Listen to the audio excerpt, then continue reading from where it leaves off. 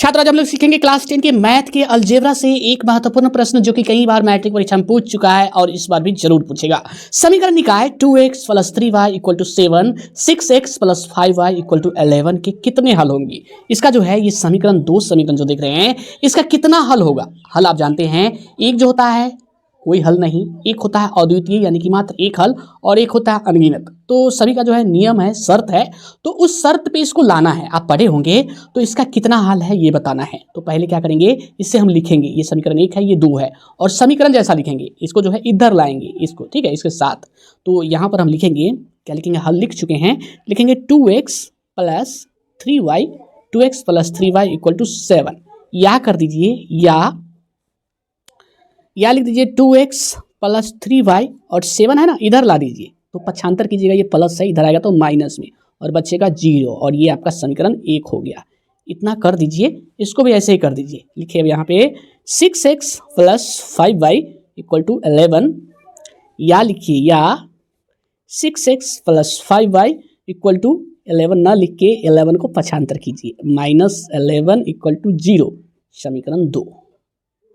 अब देखिए, आपको पता होगा कि पहला जो है, जैसे कि x का गुणांक a होता है, इससे जो है y का गुणांक b होता है, और ये होता है c, a b c यहाँ हो गया, और ये d होता है, इस x का गुणांक d, e होता है, और ये f होता है। तो यहाँ पर लिखते हैं, ठीक है, यहाँ पर लिखिए a कितना है, इसमें से लीजिए 2, b कितना है 3, c = -7, ठीक है।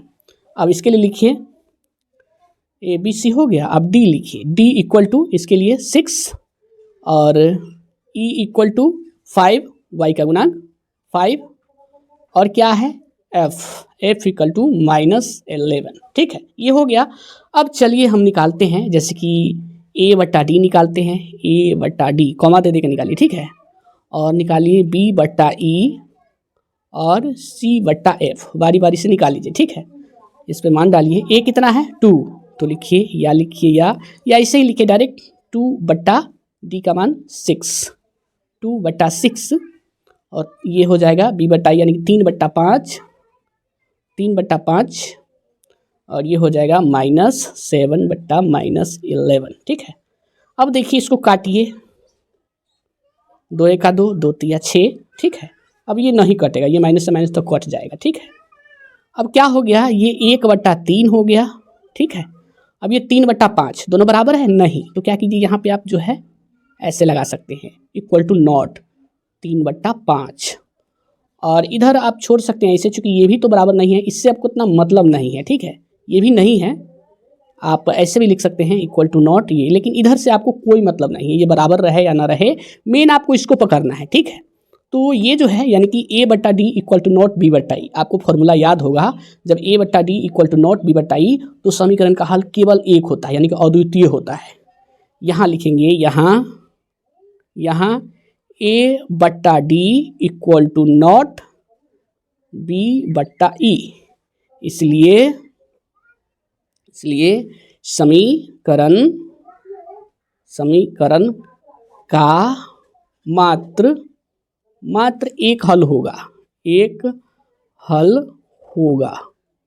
होगा, आपको पता होगा, ये हो गया, इतना कर देते हैं तो हो गया। अगर मान लीजिए यहाँ ये बराबर रहता, जैसे कि ये दोनों बराबर रहता, जैसे कि यहाँ पर कह देते हैं ये और ये बराबर रहता, और ये बराबर नहीं रहता, ऐसे रहता, तो फिर कोई हल नहीं होता, ये जो है वास्तविक नहीं होता, कोई हल नहीं था। अगर मान लीजिए ये तीनों बराबर रहता, जैसे कि a/d = b/e = c/f, यानी कि तीनों बराबर, तो फिर ये हो जाता आश्रित, जिसका अनगिनत हल होता। तो यही है नियम। तो इस नियम से, जैसे कि a/d = 0 b/e, तो इसलिए समीकरण का मात्र एक हल होगा, एक ही हल होगा, ये आपका आंसर है। एक हल लिख सकते हैं ऐसे शॉर्टकट में, लेकिन ऐसे लिख दिए तो स्पष्ट हो गया।